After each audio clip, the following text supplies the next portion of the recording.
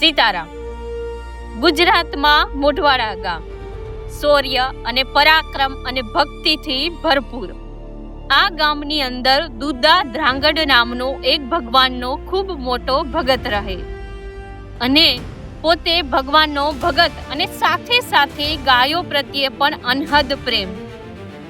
અને એક વખત એક એવી ઘટના બને છે કે એમનું આખું જીવન છે એ બદલી નાખે છે. એક દિવસ જ્યારે તે ભગવાનની ભક્તિમાં લીન હતા ત્યારે ગામમાં એવો સાદ પડે છે કે વાઘેરો છે એ ગાયોને હાંકી જાય છે. ત્યારે દુદા ભગત સામે એક બાજુ ભગવાનનું નામ અને બીજી બાજુ હતી ગાયો.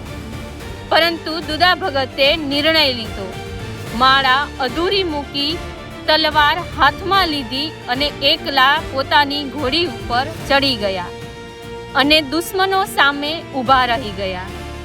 પછી તો ભયંકર યુદ્ધ થયું, લોહી વહ્યું, તલવારો વાગી, પરંતુ દુદા ભગત પાછા ન હટ્યા. ગાયો બચી ગઈ, પરંતુ દુદા ભગત શહીદ થયા. અને ત્યારબાદ પોતાની ઘોડી છે એ એકલી ઘરે પાછી આવે છે. આ ઘોડીને એકલી પરત આવેલી જોઈ અને તેમની પત્નીઓ છે એ ભાંગી પડે છે અને તે વિલાપ કરવા માંડે છે.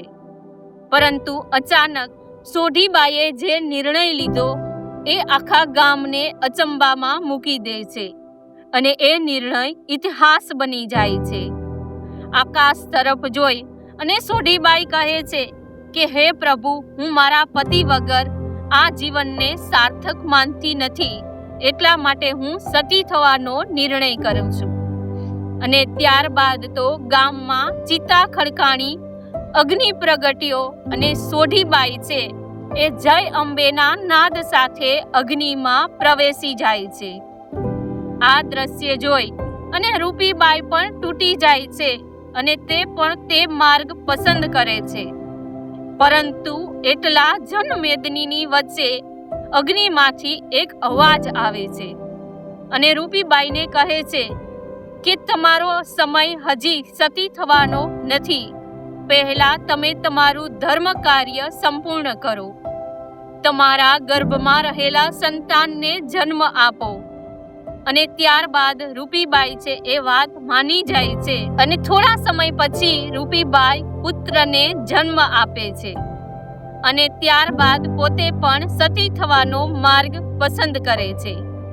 આજે પણ મોઢવાડા ગામમાં રૂપી વાવ અને સોઢી ચોરો કે જે સતી સોઢીની યાદમાં બંધાવેલો હતો એ હયાત છે. આજે રૂપીબાઈ, સોઢીબાઈ કે દુદા ધ્રાંગડ છે એ હયાત નથી, પરંતુ એમની જે નિશાનીઓ છે એ વાતની સાક્ષી પૂરે છે કે આ વાર્તા કોઈ કહાની નથી પરંતુ સચ્ચાઈ છે. આજે પણ સમય બદલાઈ ગયો છે, લોકો બદલાઈ ગયા છે, પરંતુ પ્રશ્ન એક જ વાતનો છે કે આજે પણ આવો ધર્મ, પ્રેમ અને બલિદાન છે એ ક્યાંય જોવા મળતા નથી. જય ભારત, જય હિન્દ.